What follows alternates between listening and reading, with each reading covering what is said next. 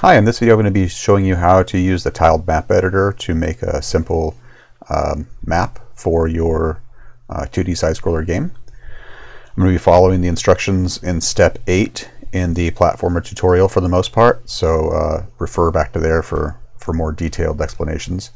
But basically what we're going to do is we're going to start off using the tiled map editor. We're going to just follow the directions here to create a map. And then we'll look at how to edit the code, assuming that you've gotten up through step 7 of the tutorial. Okay, so the first thing I'm going to do is go ahead and bring up my tiled map editor here. Where is that? There it is.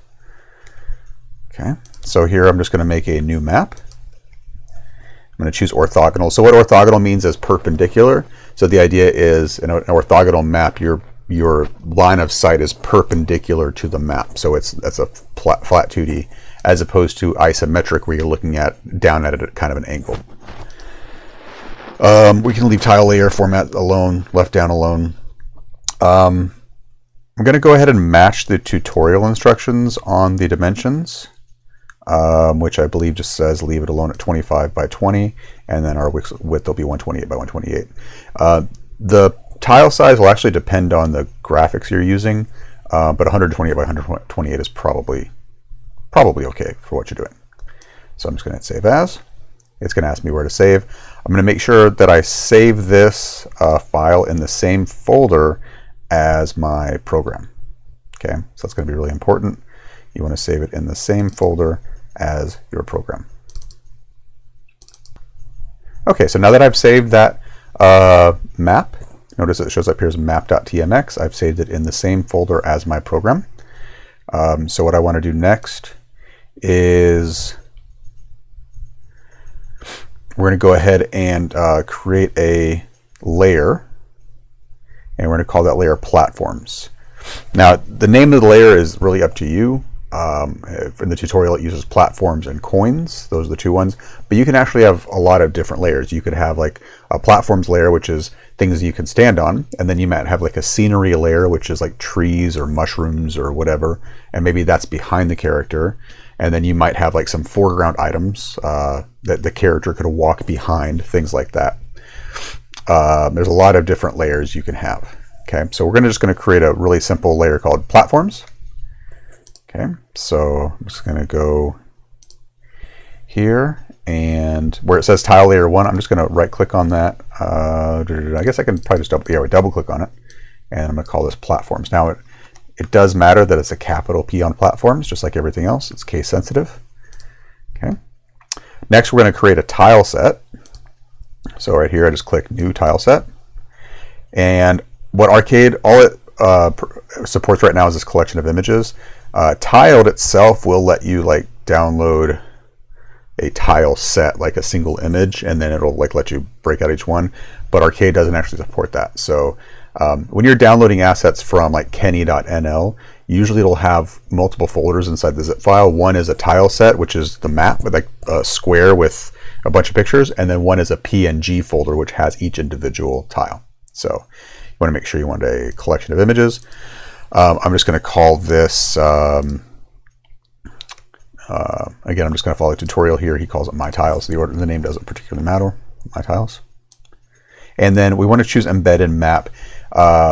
Essentially what that does is it like puts the images as part of the map file, so we don't have separate folders and stuff. So we're just going to embed in map.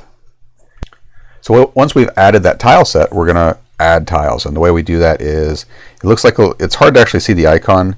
It says edit tile set, so we're going to click that.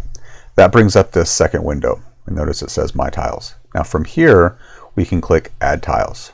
Go into our folder where our your platformer code is. I've got some folders in here, images, and then there's this tiles folder. So I'm just going to go in the tiles folder, and I'm just going to click on this first one and then hold down shift and click on the last one. See how it highlights them all, and then I'm going to choose open. Now we don't actually want all of the tiles, but now this gives us a nice collection of tiles. In fact, I can scroll across here and see there's a whole bunch of them here. Okay. You can also hold down Control and zoom and use your mouse wheel down, and it'll show more of them at once. Okay. Okay, but there we go. So these are our tiles.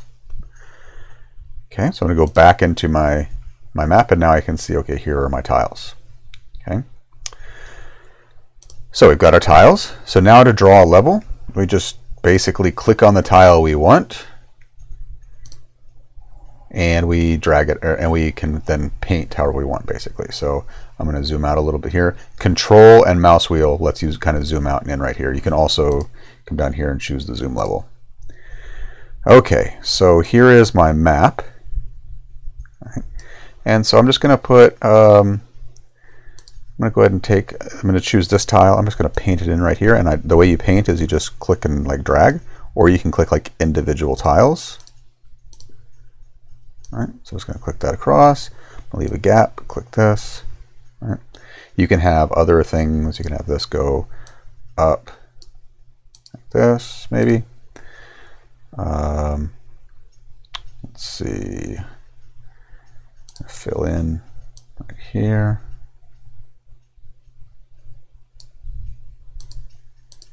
All right. And so here is a basic map. Okay. So now we're going to make sure we save this. Notice the asterisk goes away on both the map.tmx and the mytiles.tmx. Okay. All right. So that's got my map saved. Now we're going to go back to my tutorial, and the basic idea here is to get this showing inside of my code. Instead of drawing each individual wall, we're going to load a map from the tiled editor. Okay. So I'm going to be following this part of the tutorial right here. Okay. So I'll go back to my code now. Before I start messing with my working game, I'm going to go ahead and do a file save as. Okay, so I'm going to go ahead and save this as my game underscore map.py. That way I know that, so my game worked. It was at step 7, so this is my game with the map. Okay, so that way when I go to edit my code in the future, I can always go back to that previous version that worked.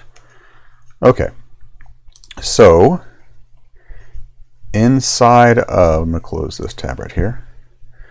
So inside of my code, my setup, where I made my wall list and my coin list and all that, I actually don't want that anymore. All right, I'm not going to have, actually I'm going to have a wall list. I'm not going to create the ground and the crates and stuff. So I'm going to actually get rid of this code right here. All right, so this was for placing everything. I'm going to delete that. Okay, now if I run this, it should still work. Yep, still works. It's just there's nothing for my character to walk on. All right, so that's fine. So now, we're going to go ahead and set up a section to load the map. First thing we need is a map name, which is just a string. In this case, I'm going to have it map.tmx because that was the name of my map. Okay. We need any layers we're going to have. We need variables to kind of, we don't have to use variables, but I'm going to use variables because that's what the tutorial does. And so we're going to have a platform layer name, and that's equal to platforms. And you can notice the capital P. Now this just has to match the name of the layer in our map.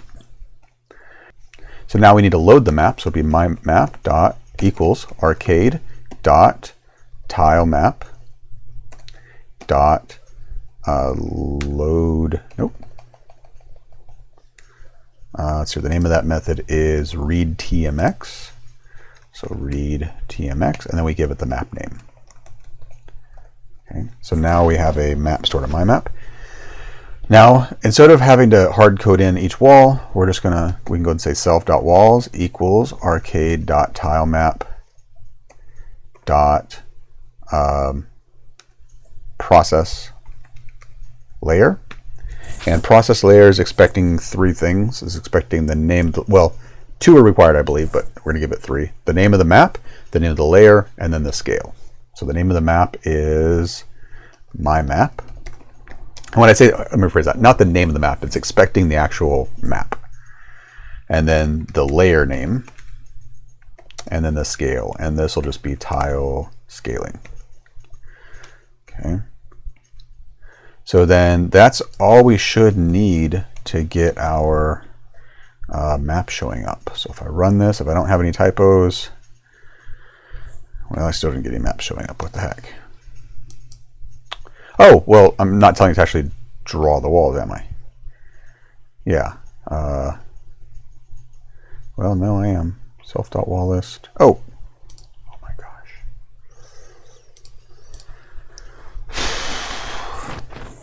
So yeah, we need to have self.wall list equals arcade.tilemap.process layer, not just self.walls. You might notice that. So now if I run this, there we go. Now we've got a thing here. I can, oh, and I fall to my death. All right, let's run that again. There we go, I made it across. And then we've got a nice little hill there. Cool. All right, so that's the very basics of making a tiled map. You'll notice that the physics engine kind of just handles all this stuff for us as far as a collision and things. What it doesn't handle is, you know, when we fall. So you may want to think about how are you going to solve that problem.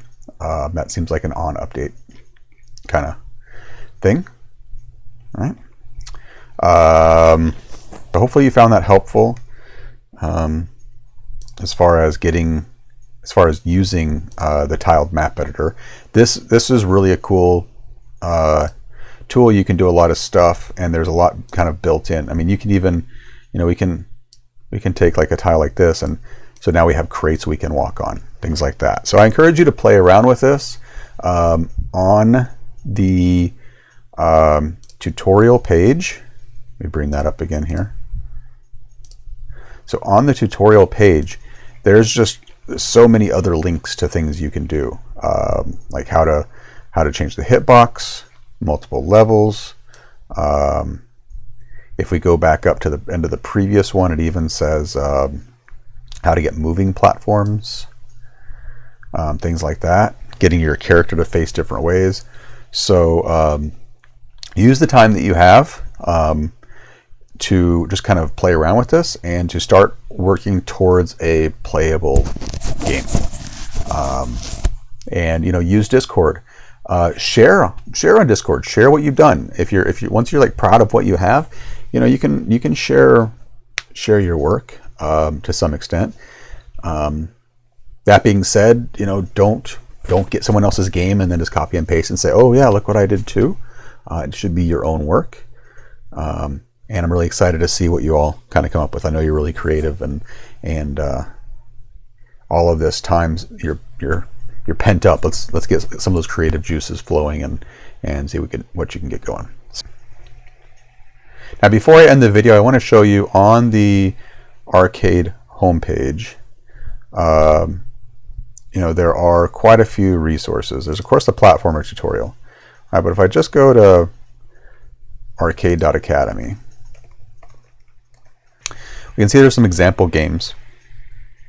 Click into like platformers right here. All right, there's quite a bit of information here, and it's like individual tutorials on how to do very specific stuff. So I would encourage you, as you're finishing up with the tutorial, you're looking for ideas of what else you might do, take a look at some of these resources and see what you might incorporate into your game. If you're also looking for ideas of other games, you can go to the sample games and you can see some interesting things that these are actually projects that are done by some college students where the author Paul Craven actually teaches. So you can see some of the games, you can look at the actual code, things like that. And so do that, look at it, and start getting ideas about what you're going to want to do for your game. But yeah, that'll be it for this video. Thanks for watching, and we'll see you next time.